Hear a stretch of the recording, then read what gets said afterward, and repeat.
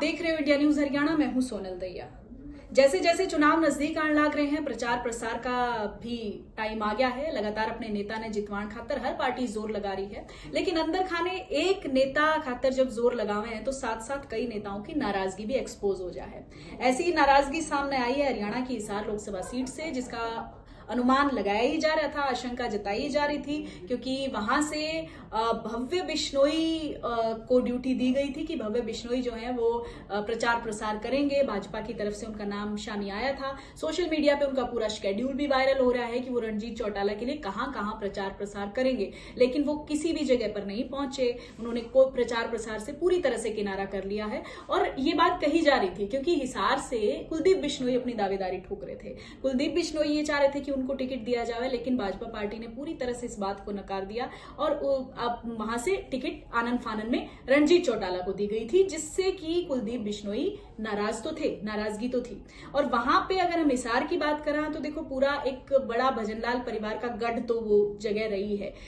उनके परिवार का पूरा एक दबदबा वहां से रहा है।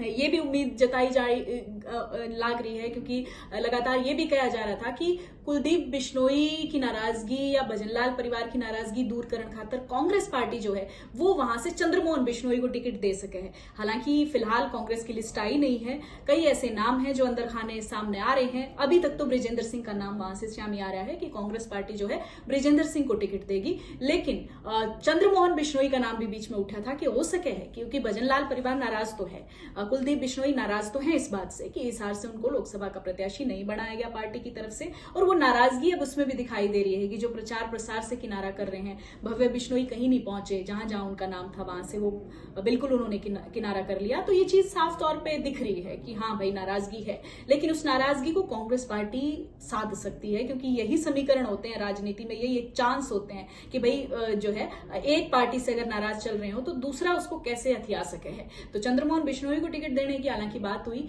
लेकिन अभी फिलहाल तो बृजेंद्र सिंह का नाम आ गया है। टिकट आएगी तो सामने आएगा कि किसको दी गई है, लेकिन फिलहाल ये चीजें साफ हो गई हैं कि भाई लोकसभा सीट से, हिसार लोकसभा सीट से जो आशंका जताई जा रही थी कि कुलदीप बिश्नोई की नाराजगी साफ तौर पर देखने मिलेगी, वो देखने मिली भी है, क्योंकि भव्य बिश्नोई रणजीत चौटाला के लिए कहीं भी प्रचार प्रसार नहीं कर रहे हैं।